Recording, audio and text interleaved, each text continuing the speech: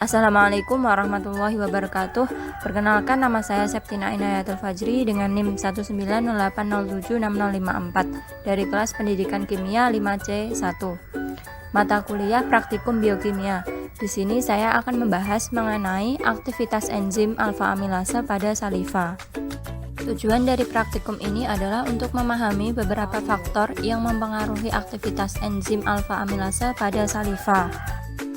Selanjutnya yaitu dasar teori. Pada kinetika reaksi telah diketahui bahwa ada zat yang dapat mempercepat reaksi yang disebut dengan katalis.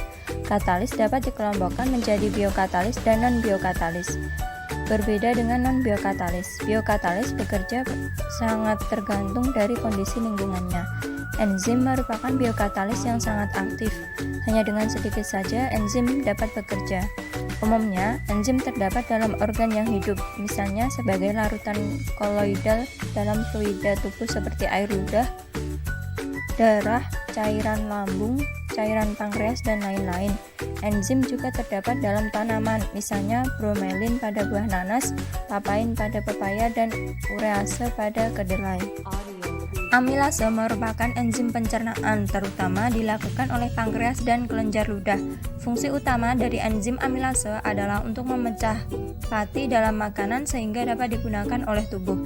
Amilase adalah enzim yang mengkatalis hidrolisis dari alfa 1,4 glikosidik polisakarida untuk menghasilkan dekstrin, oligosakarida, maltosa, dan D-glukosa. Amilase bisa berasal dari hewan, jamur, dan sumber tanaman. Mekanisme kerja enzim alfa amilase terdiri dari dua tahap, yaitu tahap pertama degradasi amilosa menjadi maltosa dan maltotriosa yang terjadi secara acak. Degradasi ini terjadi sangat cepat dan diikuti dengan menurunnya viskositas dengan cepat. Tahap kedua terjadi pembentukan glukosa dan maltosa sebagai hasil akhir dan tidak acak. Saliva merupakan hasil sekret kelenjar yang penting bagi tubuh. Saliva sendiri terdiri dari 99,5% H2O dan 0,5% protein, glikoprotein, dan elektrolit. Protein yang terpenting dari saliva yaitu amilase, mukus, dan lisozim yang berperan penting dalam fungsi saliva. Saliva berfungsi untuk mempermudah proses penelanan dengan membasahi partikel-partikel makanan. Selain itu, saliva juga berfungsi untuk menjaga kesehatan mulut karena dapat membersihkan residu-residu makanan dalam mulut. Kemudian, saliva terdiri dari 3 kelenjar utama. Kelenjar utama ini terdiri dari kelenjar parotis, kelenjar submandibular, dan kelenjar sublingual. Selain kelenjar utama, juga terdapat kelenjar tambahan seperti kelenjar palatinal, kelenjar bukal, kelenjar labialis, dan kelenjar lingualis, serta kelenjar glossopalatinal. Dari setiap kelenjar tersebut memiliki hasil sekret yang berbeda. Hal ini berkaitan dengan viskositas atau kekentalan saliva. Viskositas ini sangat dipengaruhi oleh faktor pengunyahan dan jenis makanan. Selain itu, pH juga dipengaruhi oleh pengunyahan dan jenis makanan. Selanjutnya, alat dan bahan yang digunakan pada praktikum kali ini. Alatnya sebagai berikut. 1. 3 buah gelas, penangas air, kompor, sendok, baskom, dan batang pengaduk. Kemudian, bahan yang digunakan yaitu nasi atau amilum, saliva, air, betadin sebagai iod, perasan jeruk nipis, air sabun, dan air garam. Selanjutnya yaitu MSDS atau Material Safety Datasheet. Bahan-bahan yang digunakan pada praktikum kali ini yaitu ada amilum dan iod. MSDS-nya sebagai berikut. Selanjutnya yaitu cara kerja. Cara kerja yang pertama yaitu untuk mengetahui bagaimana kerja enzim apabila dipengaruhi oleh suhu. Suhu yang pertama yaitu suhu ruang, suhu yang kedua yaitu suhu dingin atau suhu rendah, kemudian yang ketiga yaitu suhu tinggi atau suhu panas. Berikut cara kerjanya.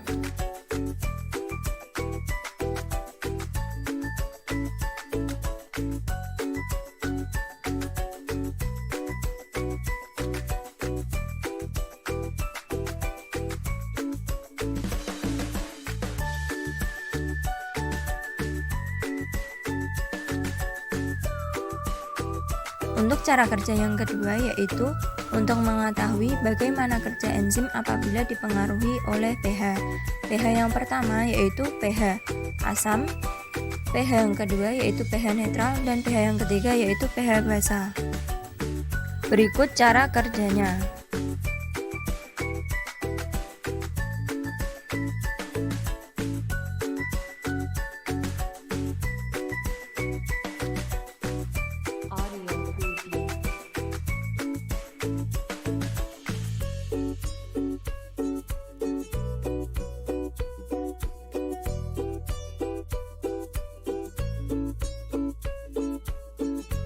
Selanjutnya yaitu pembahasan. Pembahasan yang pertama yaitu pengaruh suhu. Tujuan pada percobaan pertama yaitu untuk mengetahui pengaruh perubahan suhu terhadap aktivitas enzim amilase. Percobaan ini dilakukan 3 perlakuan yaitu suhu ruang, suhu rendah, dan suhu tinggi dengan waktu inkubasi 20 menit. Substrat yang digunakan pada percobaan ini yaitu nasi sebagai amilum. Langkah kerja pada percobaan ini yang pertama yaitu menyiapkan 3 buah gelas. Masing-masing gelas diisi dengan 5 ml nasi yang sudah dicampurkan dengan air. Kemudian ditambahkan saliva pada setiap gelas sebanyak 1 ml. Selanjutnya, gelas 1 diletakkan pada suhu ruang, gelas 2 didinginkan, dan gelas 3 dipanaskan dengan waktu inkubasi selama 20 menit untuk setiap gelas. Setelah itu ditambahkan beberapa tetes betadine atau iod pada menit kelima dan diaduk. Inkubasi dilakukan bertujuan untuk menghasilkan suhu yang konstan. Dalam aktivitasnya, enzim memiliki suhu optimum yang berbeda-beda. Pada suhu rendah, enzim inaktif dan semakin meningkat suhunya, aktivitas enzim pun akan naik. Suhu mempunyai 2 pengaruh yang saling berlawanan terhadap aktivitas enzim. Yang pertama, naiknya suhu akan menaikkan aktivitas enzim dan sebaliknya juga dapat mendenaturasi enzim. Pada umumnya, suhu kritis enzim terletak antara 55 sampai 60 derajat Celcius. Penambahan betadine bertujuan untuk mendeteksi bagaimana kerja enzim amilase pada saliva. Hasil positif amilum ditunjukkan dengan timbulnya warna biru keunguan setelah amilum direaksikan dengan betadine.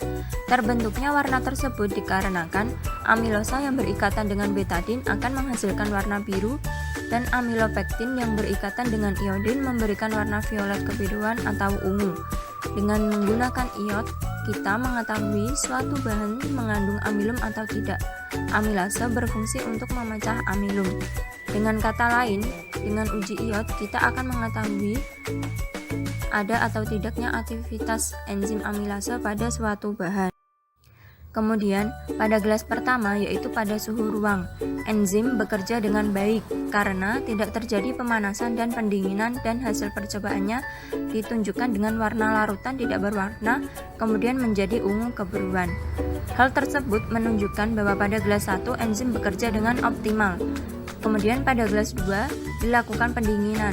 Hasil pada percobaan ditunjukkan dengan warna ungu yang menunjukkan bahwa suhu rendah yaitu pada gelas 2 enzim tidak benar-benar mengalami denaturasi tetapi aktivitasnya sangat berkurang.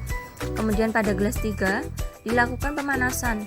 Hasil percobaan ditunjukkan dengan warna biru kehitaman yang menunjukkan bahwa pada suhu tinggi yaitu pada gelas ketiga semua enzim mengalami denaturasi. Enzim memiliki suhu optimal yaitu suhu 18 sampai 23 derajat Celcius atau maksimal 40 derajat Celcius. Karena pada suhu 45 derajat Celcius enzim akan terdenaturasi karena merupakan salah satu bentuk protein. Selanjutnya yaitu pembahasan yang kedua, pengaruh pH.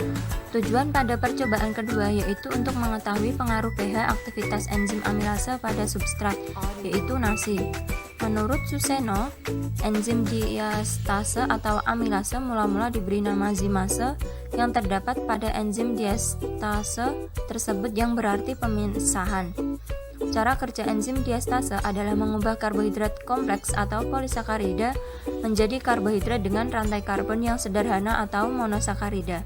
Aktivitas enzim diastase dari rentang penelitian pH efektif diastase 4-9 dengan optimum 6-7 dan diamati bahwa suhu tampaknya tidak mempengaruhi nilai pH optimum.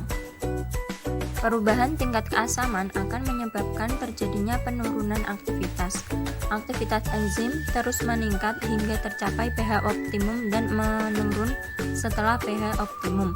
Hal ini terjadi karena perubahan pH akan merubah ionisasi rantai asam amino pada sisi aktif enzim dan akan berada pada kondisi paling baik ketika pH optimum.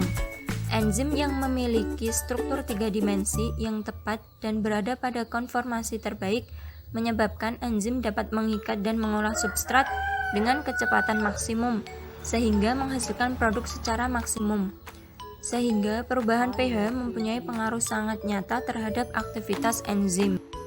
Pengamatan pengaruh pH terhadap aktivitas enzim amilase ini dilakukan dengan cara substrat yaitu 5 milinasi ditambah buffer dengan perlakuan pH yang sudah ditentukan, yaitu untuk gelas pertama perasan jeruk nipis, gelas kedua air garam, dan gelas ketiga air sabun.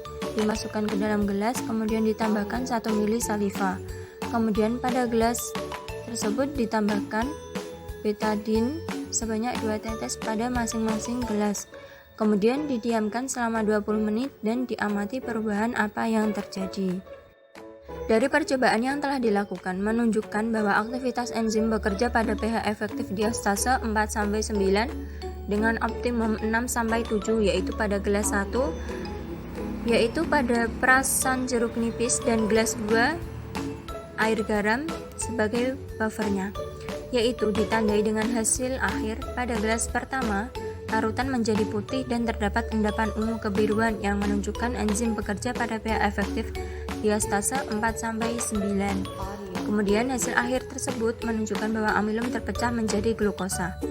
Pada gelas kedua berwarna ungu pekat menunjukkan bahwa enzim bekerja dengan optimum pada pH 6-7. Pada gelas 3 berwarna kebiruan menunjukkan bahwa amilum dan enzim yang terdapat di dalamnya sudah terdenaturasi karena buffer yang digunakan yaitu basa memiliki pH 8-10.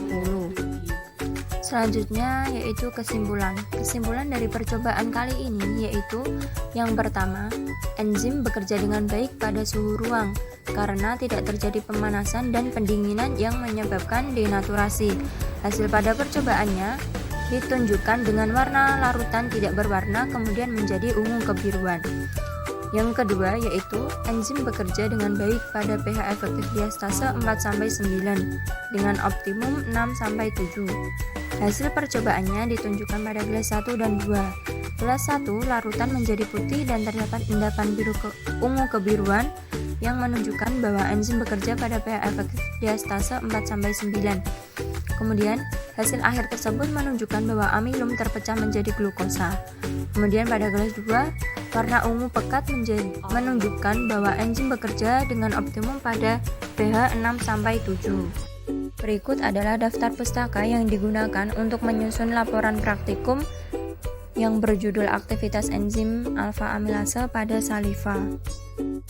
Terima kasih telah menyimak video ini hingga akhir. Semoga bermanfaat. Dan mohon maaf apabila ada kekurangan dan kesalahan baik yang disengaja maupun tidak disengaja.